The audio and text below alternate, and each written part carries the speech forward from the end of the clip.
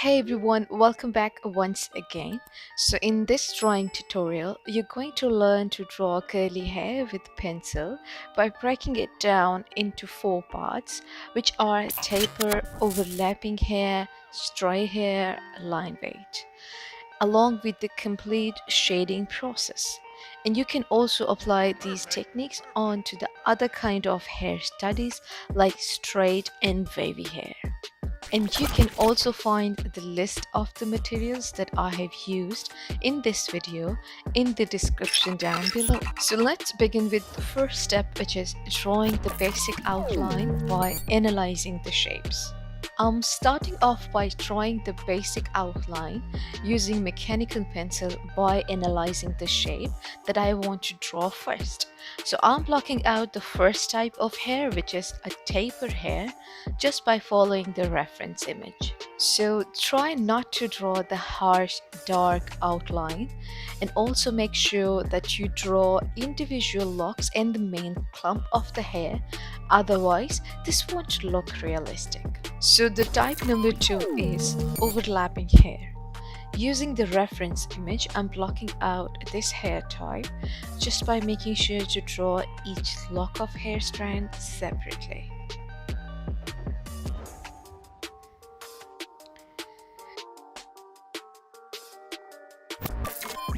The type number 3 is stray hair. Stray hair is kind of complex type to draw, but if you break it down into shapes, it would be very easy to initiate with single lock of hair to full hair study.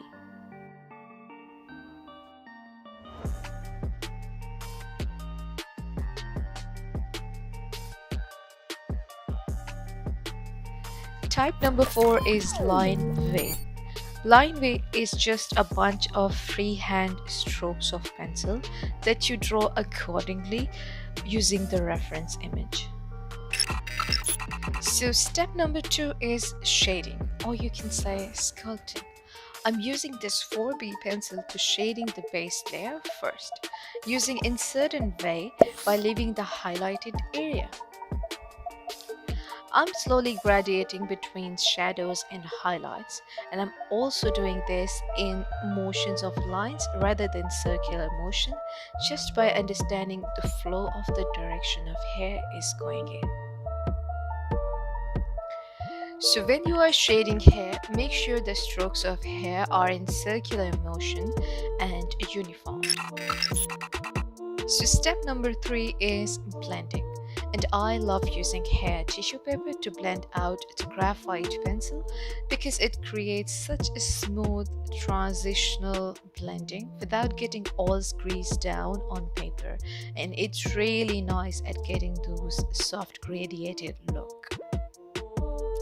So once I blend it out, as you can see, you lose a lot of different lines that you drew. You can't really see them as now they are just blended out.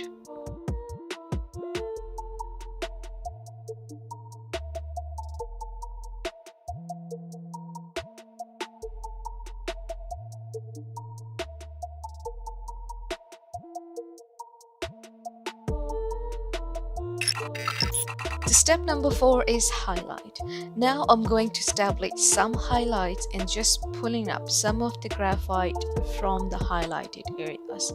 And to do this, I'm using a Tombow Mono Zero eraser and just lightly pulling up some graphite in such a way that it creates a very free-flowing natural look on the hair.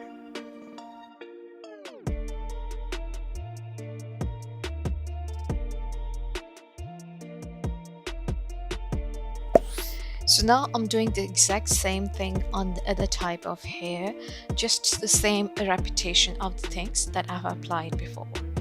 What I'm doing here, just blocking out different layers as I did before. And then I'll go through all of the steps that I've discussed earlier in depth. So make sure that your strokes flow in the same direction as the hair naturally grows. Constantly observe your reference photo for the clues. As you can see that the way I'm blocking out each part of the curl, it gives your hair more volume and three-dimensional form by adding individual hair strands inside of the basic shapes that you drew.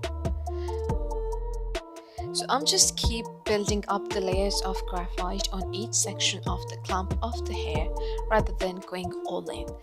Also, I'm making sure of pulling up the highlights along with the shading and blending things out with the tissue paper or stump over the hair texture.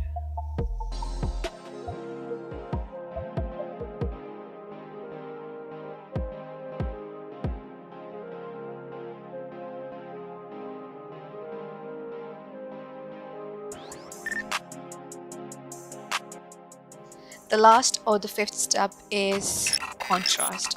And for redefining it, I'm going to build some of the shadows, and for that I'm using a darker pencil to deepen up the shadows.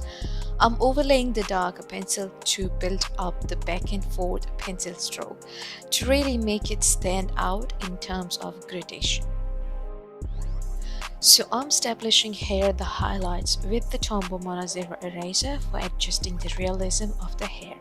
Along with that, I'm blending out some sharper highlights with the blending tool to just settle down the blending transition. Now, moving on to the stray hair, which looks like very complex, but the process of shading is very similar as we have done before.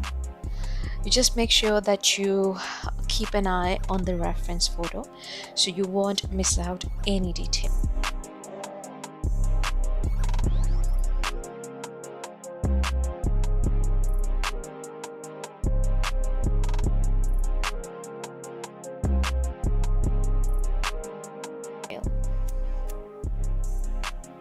So the last type of hair is line wave, which is very easy. You just draw some strokes of the hair just by using the reference photo.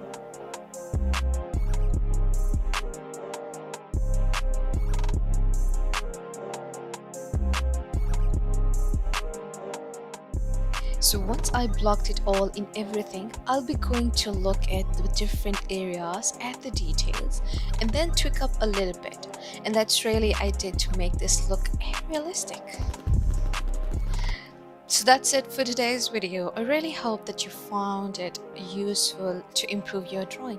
Thank you guys so much for watching this video. I'll see you in the next video. Till then, bye.